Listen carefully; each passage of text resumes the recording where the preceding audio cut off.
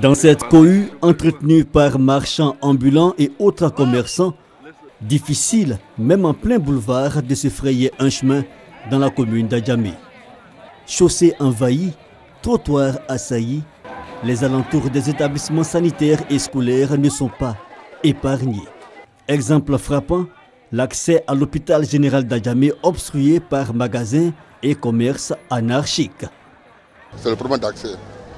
Bon, il y a des vendeurs ambulants, il y a aussi des commerçants qui sont là, et puis aussi les malades qui sont entourés de bruit, il y a des bruits un peu partout. L'accessibilité est très difficile, surtout nous sommes obligés de prendre l'axe Sotra, parce qu'avec les Wara qui circulent, les Baka, c'est très difficile même. Souvent il y a des conteneurs même qui sont stationnés juste devant l'hôpital, on est carrément bloqué. On a des malades dedans, on veut sortir, on ne peut pas. On est obligé d'attendre 30 à 15 minutes, 20 minutes avant qu'on ne puisse dégager les accès. Non loin de l'hôpital général, le centre antituberculeux. Même constat, difficulté d'accès.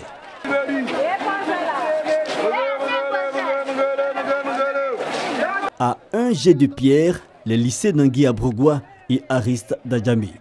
Les différentes entrées pratiquement confondues aux étals de marchandises, une situation qui dure depuis plusieurs années.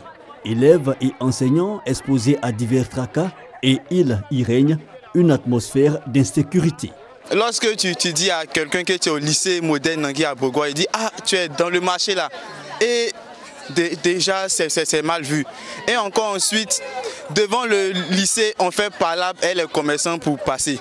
En classe, souvent lorsqu'on fait les cours, il y a des commerçants qui mettent de la musique très très forte. Le prof, il est là, il sait expliquer ce qu'il faut faire. Et puis on est là et puis on chante. Parce que nous sommes distraits par la musique. Quand on est en classe, on compose. Quand ils crient au dehors pour vendre, ça nous déconcentre un peu. Ils disent quoi comme ça? Ils disent tomates 200, oignons 100 francs. Il y a les escargots, ils crient, venez acheter, ça nous déconcentre un peu. Nous rencontrons de nombreuses difficultés pour avoir donc accès d'abord à notre établissement. Donc c'est là entraîne donc un problème d'insécurité totale. D'insécurité parce qu'il y a des gens qui profitent dans ces situations confuses pour venir même agresser nos élèves. Des commerçants néanmoins conscients des désagréments causés par leur présence. Avant, là, le portail de l'école n'était pas ici. C'était l'autre côté. C'est pour ça là, c'est devenu un marché. Et quand ils ont remplacé maintenant, pour faire ça en face de nous, nous là, on ne peut plus quitter ici pour aller ailleurs parce qu'on n'a pas d'autre coin pour aller ouvrir. On ne peut pas aller voler aussi.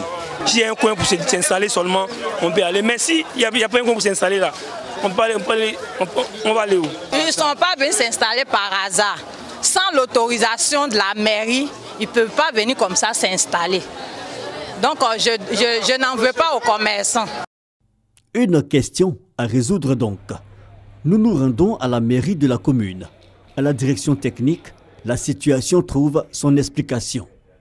La construction même du lycée à Brogoua ainsi que de l'hôpital général ont été bâtis sous forme de bail amphithéophile. C'est des constructions qui ont été suscitées avec des bailleurs de fonds qui ont investi face à la demande de la mairie qui, ne serait-ce que pour le lycée à Brogoua, voudrait accroître la capacité d'accueil, mais qui en retour devraient pouvoir amortir leurs frais par des structures de magasins qui sont construites tout autour. N'empêche, il faudra bien agir pour faciliter l'accès aux établissements publics. Mais sur le sujet, difficile d'avoir une solution miracle. C'est un problème réel qui nous interpelle. Nous en sommes conscients. Nous sommes en train de chercher les voies et moyens pour essayer de mettre fin à cela. Et c'est un problème épineux en même temps.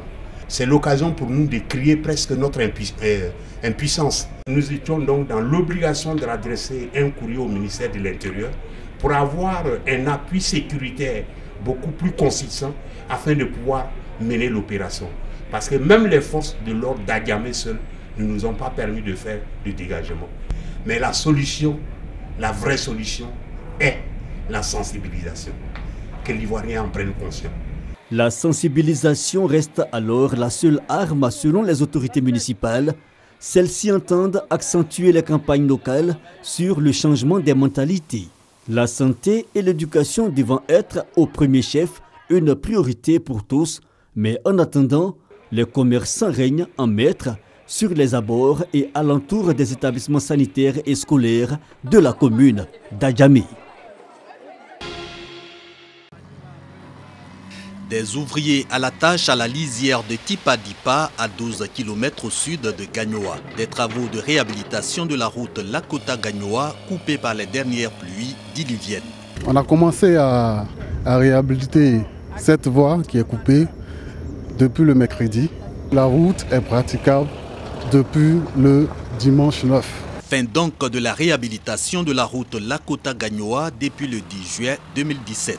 Mais à Gagnoa, curage et désassemblage des ouvrages de canalisation encore en cours. Des travaux de la mairie avec l'appui technique de l'ONAD, l'Office national de l'assainissement et du drainage. Objectif, prévenir les inondations du fait des pluies diluviennes et d'un relief très accidenté avec la présence de nombreux bas-fonds et cours d'eau. Nous avons le Delbo. Nous avons la rivière Nyusso, la rivière Guéry et nous avons le Davo. En 2015, ce canal a été ouvert. Nous les avons sollicités encore cette année pour prévenir les inondations et le travail vient d'être achevé. Nous attendons même l'ONAD pour faire les vérifications avant de faire la réception définitive du curage. Ces travaux, une décision du conseil municipal qui fait suite aux récentes inondations qui ont sinistré la commune de Gagnoa. Malheureusement, nous avons perdu 3 enfants de 8 à 12 ans. Nous avons près de 300 ménages qui ont été frappés et nous comptons près de 2000 personnes qui aujourd'hui sont sinistrées. Comme la commune ne dispose pas d'un fonds à cet effet, nous avons transmis le rapport au préfet des régions. Garayo, l'un des quartiers sinistrés. Ici, des habitations sur le lit de la rivière Guéry, obstruées par les ordures ménagères. Nous ne pouvons pas considérer l'option du déguerpissement pour le moment. Par contre, c'est de travailler en amont comme en aval de ces cours d'eau pour permettre la fluidité de l'écoulement. La mairie a indiqué des endroits où il faut déposer les ordures ménagères. Il faut qu'on puisse les déposer puisque nous les ramassons tous les jours. Gagnoa, c'est 160 km² pour environ 214 000 habitants au centre-ouest de la Côte d'Ivoire.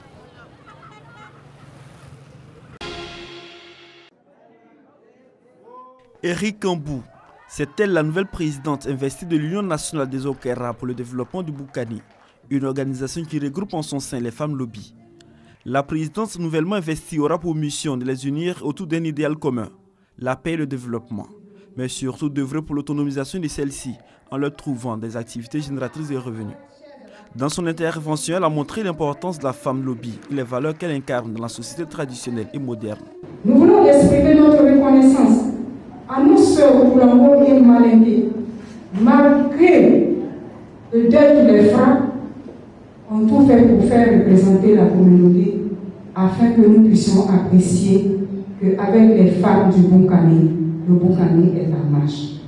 C'est pourquoi le président du conseil régional du Boukani, Philippe Hien, exhorte les femmes à jouer pleinement leur rôle d'agent de développement, d'où le besoin de sortir de l'isolement individuel pour se mettre ensemble, de sorte à être plus efficace. Occasion pour Dr Emou Sylvestre, parrain de la cérémonie d'investiture, d'inviter les ressortissantes de Boukani à faire fi des querelles pour se tourner résolument vers la paix, gage de tout développement harmonieux. Mes chères sœurs, vous avez réussi. Et j'ai beaucoup apprécié cet esprit d'ouverture, car vous démontrez votre intérêt pour le développement de votre région, donc de notre pays. Je voudrais saluer fortement cette initiative, encourager et inciter le Boukani, toutes les bonnes âmes, à se l'approprier, à s'y investir, à en faire un creuset de retrouvailles, de réflexion, un véritable laboratoire pour trouver des solutions aux problèmes socio-culturels de la belle région de Boukani. Cette investiture de la présidente de l'Union nationale des Okera pour le développement du Boukani a enregistré la présence de plusieurs personnalités de la région du Boukani.